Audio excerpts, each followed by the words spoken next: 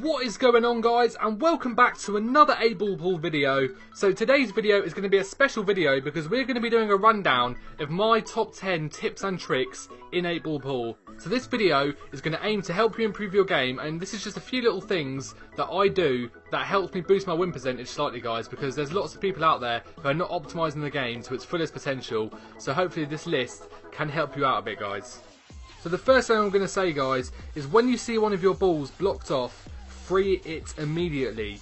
You don't know if you'll have another chance, so it's pretty important to free those balls immediately. So imagine you've just got to the table, your opponent's had the break off and they haven't managed to pot a ball, and all the balls are spread across the table. You need to analyse what is on the table.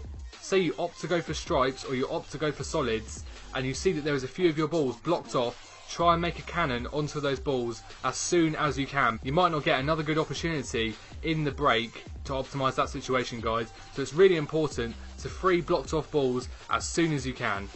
So another thing that is worth a mention, guys, is that a lot of people, it's happened to me, and I have to say I'm guilty of doing this a few times in the past as well, guys, and that is when you're losing a match and someone is doing a denial against you, you just try and leave the match as soon as they get onto the black or as soon as they get onto the last ball. But I will say one thing, guys, I have seen so many people miss the black ball, so stay until the end of the match because you never know.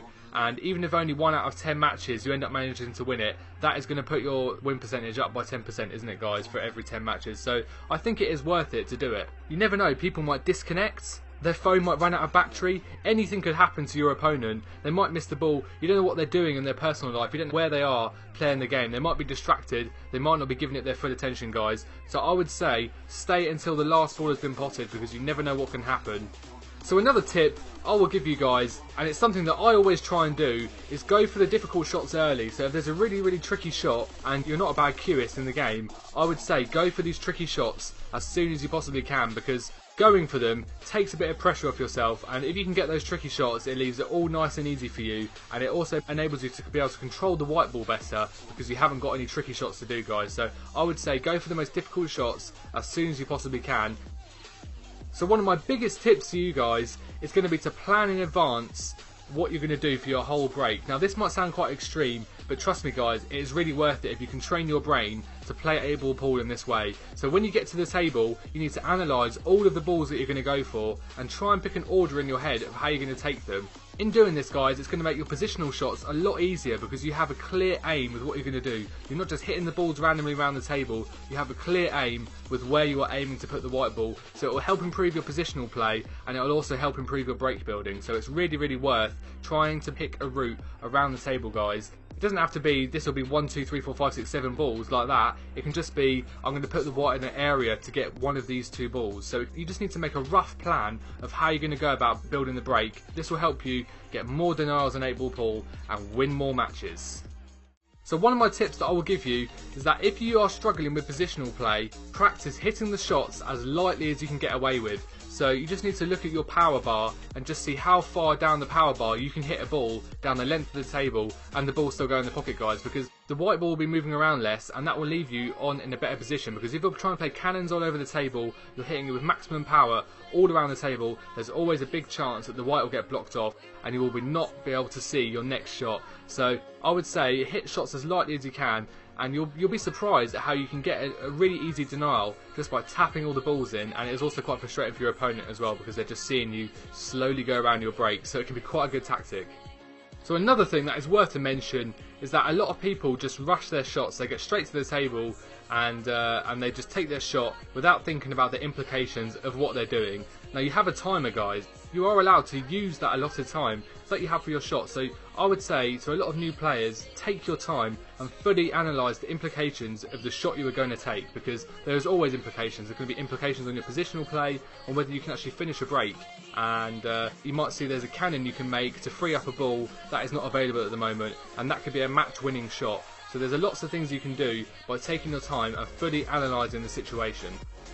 One of the biggest things that I think you guys should do if you are a new player and you don't have too many coins in 8-Ball Pool is to not gamble what you can't afford, guys. Now, you guys will know that I harp on about this all the time, and I have a Road to 100 Million series based on this whole principle of not gambling what you can't afford, and I've also done a strategy guide on how to build up coins in 8-Ball Pool.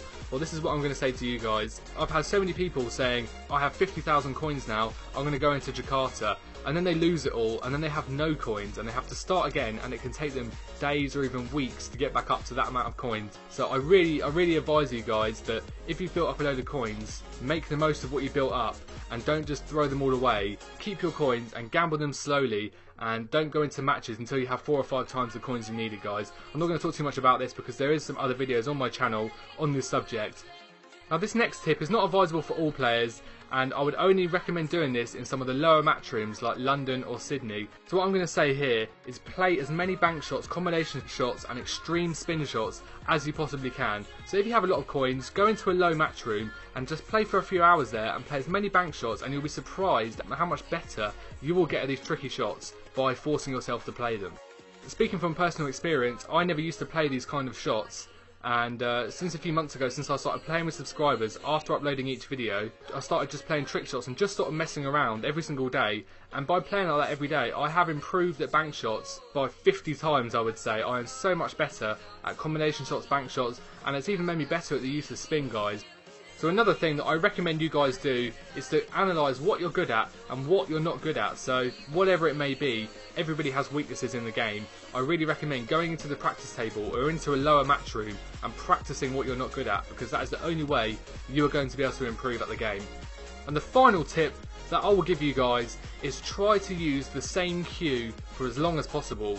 It's quite difficult if you're always changing up your cue. You're never going to get used to the stats of the cue, and you're going to struggle with positional shots and spin shots. If you have the same cue with the same stats for a really long period of time, you'll really get to know the cue, and you'll get to know the stats of the cue, and it will really help your game, guys, because you'll be able to trust the shot that you're going to play. You'll know what will happen if you put on full screw back and half power. You'll know exactly where the white ball will be, and it can make you play much more accurate shots in 8-ball pool, guys.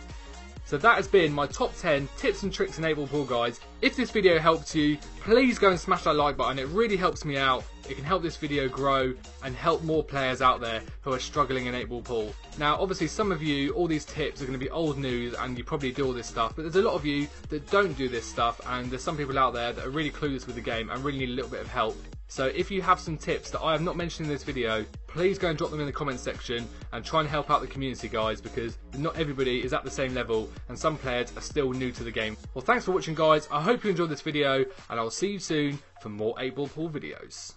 It feels right, it feels right, yeah, I can only say that it feels right, it feels right, it feels right, yeah, I can only say that it feels right.